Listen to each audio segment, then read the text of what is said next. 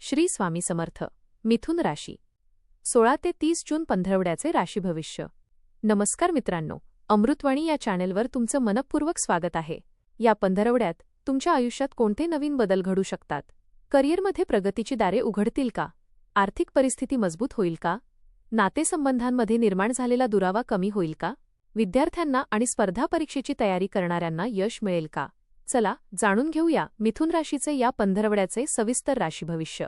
व्हिडिओमध्ये पुढे जाण्याआधी कमेंटमध्ये श्री स्वामी समर्थ लिहा. स्वामी तुमच्या सर्व इच्छा पूर्ण करतील. हा पंधरवडा मिथुन राशीच्या व्यक्तींसाठी नवीन घडामोडी, महत्त्वाचे निर्णय आणि बदलत्या परिस्थितींशी जुळवून घेण्याचा काळ ठरू शकतो. या काळात तुमच्या विचारशक्तीचा, संवाद कौशल्याचा आणि चातुर्याचा विशेष प्रभाव दिसून येईल. अनेक दिवसांपासून रखडलेली काही कामे मार्गी लागण्यास सुरुवात होईल, तर काही नवीन संधी अचानक तुमच्या दारात येऊ शकतात.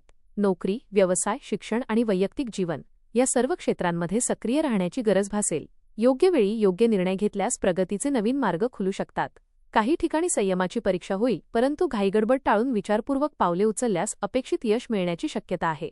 एकूणच हा पंधरवडा मिथुन राशीच्या व्यक्तींना स्वतःची क्षमता ओळखून पुढे जाण्याची संधी देणारा, नवीन अनुभवांनी समृद्ध करणारा आणि भविष्यासाठी सकारात्मक दिशा दाखवणारा ठरू शकतो.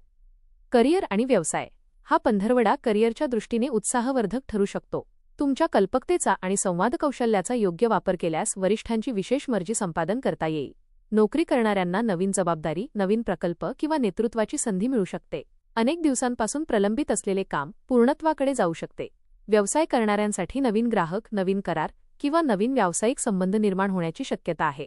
मार्केटिंग, लेखन, शिक्षण, मीडिया, विक्री किंवा कम्युनिकेशन क्षेत्राशी संबंधित व्यक्तींना विशेष लाभ मिळू शकतो. मात्र कोणतीही महत्त्वाची माहिती अपूर्ण तपासणीशिवाय पुढे पाठवू नका. आर्थिक स्थिती. आर्थिक बाबतीत हा काळ संधी आणि जबाबदारी दोन्ही घेऊन येऊ शकतो. उत्पन्नाचे नवीन स्रोत निर्माण होण्याची शक्यता आहे. एखादे थांबलेले पेमेंट मिळू शकते किंवा जुन्या गुंतवणुकीतून लाभ मिळू शकतो. काही व्यक्तींना फ्रीलान्स काम, कमिशन किंवा अतिरिक्त उत्पन्नाचा मार्ग मिळू शकतो. मात्र उत्पन्न वाढले तरी खर्चावर नियंत्रण ठेवणे आवश्यक राहील. घरातील काही गरजांमुळे अचानक खर्च वाढू शकतात. आर्थिक नियोजन व्यवस्थित केल्यास भविष्यात मोठा लाभ मिळू शकतो. प्रेमसंबंध आणि वैवाहिक जीवन. प्रेमसंबंधांमध्ये संवाद हा यशाचा मुख्य आधार ठरेल.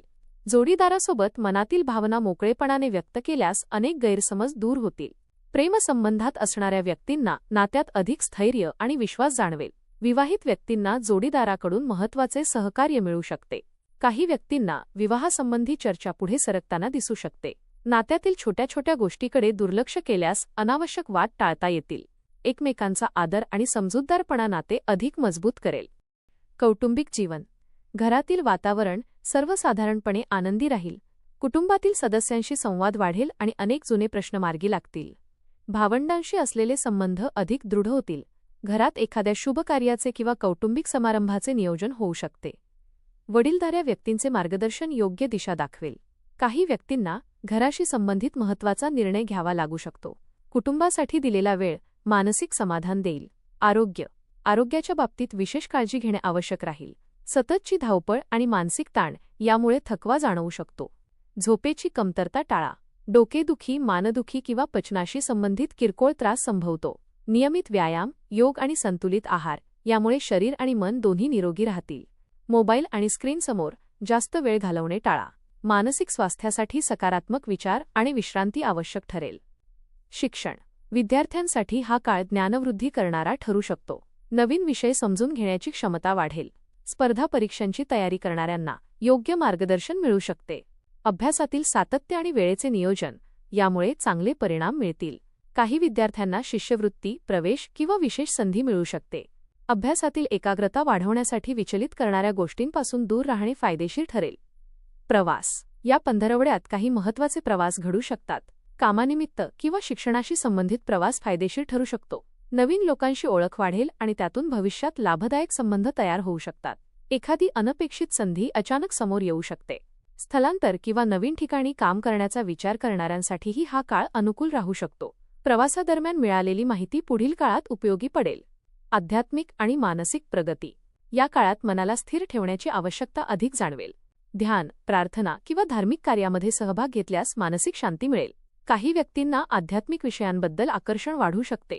एखाद्या अनुभवी व्यक्तीच्या मार्गदर्शनामुळे जीवनातील काही प्रश्नांची उत्तरे मिळू शकतात. सकारात्मक विचार आणि आत्मपरीक्षण यामुळे निर्णय क्षमता वाढेल. मनातील भीती आणि संभ्रम हळूहळू कमी होताना दिसेल. विशेष सूचना: कोणत्याही अफवा किंवा अपूर्ण माहितीवर विश्वास ठेवू नका. महत्त्वाचे निर्णय घेताना भावनेपेक्षा तर्काला अधिक महत्त्व द्या. बोलताना शब्दांची निवड काळजीपूर्वक करा. अनावश्यक वाद आणि चर्चांपासून दूर राहिल्यास मानसिक शांतता टिकून राहील. उपाय: दररोज श्री गणेशाची पूजा करा. ओम गंग गणपतये नमः या मंत्राचा 108 वेळा जप करा. बुधवारी हिरव्या मुगाचे दान करणे शुभ राहील. एकूण हा पंधरवडा मिथुन राशीसाठी नवीन कल्पना, नवीन संपर्क आणि नवीन संधी घेऊन येणारा ठरू शकतो. संवाद कौशल्य, बुद्धिमत्ता आणि योग्य वेळी घेतलेले निर्णय यामुळे अनेक क्षेत्रांत प्रगती साधता येईल.